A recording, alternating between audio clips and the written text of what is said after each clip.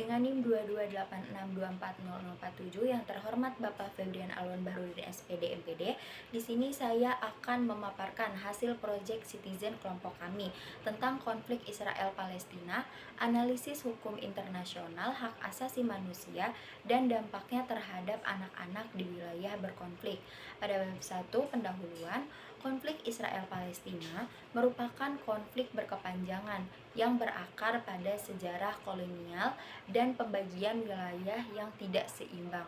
Sejak abad awal ke-20, konflik ini tidak hanya berkaitan dengan perebutan wilayah, tetapi juga melibatkan kepentingan global, legitimasi negara, serta pelanggaran hak asasi manusia.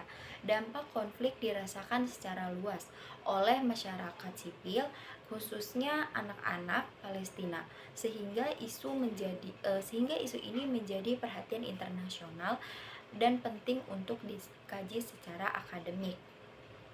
Pada bab 2, yaitu kajian teori, penelitian ini menggunakan teori konflik untuk menjelaskan ketimpangan kekuasaan antara Israel dan Palestina, serta teori realisme untuk memahami peran kepentingan nasional dan politik global. Selain itu, teori hukum internasional dan hak asasi manusia digunakan untuk menganalisis pelanggaran terhadap warga sipil dan anak-anak dalam konflik bersenjata. Pendekatan ini membantu memahami konflik secara komprehensif dari aspek politik dan kemanusiaan. Nah, kemudian pada bab ketiga, yaitu metode penulisan. Metode yang digunakan adalah penelitian kepustakaan dengan pendekatan kualitatif. Data diperoleh dari buku, jurnal, jurnal ilmiah, dokumen hukum internasional, dan laporan organisasi internasional. Analisis dilakukan secara deskriptif untuk mengaitkan teori dengan kondisi nyata konflik Israel dan Palestina.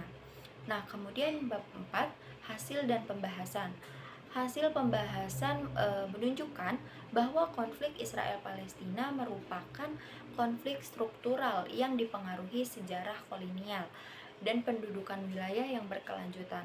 Dalam hukum internasional, Palestina memiliki dasar legitimasi sebagai negara, namun pengakuannya terhambat oleh kepentingan politik negara besar. Konflik ini juga menimbulkan pelanggaran hak asasi manusia yang serius, terutama terhadap anak-anak, yaitu anak-anak Palestina yang kehilangan hak dasar dan mengalami trauma berkepanjangan. Selain itu, konflik berdampak pada stabilan konflik dan ekonomi global. Peran PBB dalam penyelenggaraan konflik masih belum efektif akibat penggunaan hak veto oleh negara-negara besar.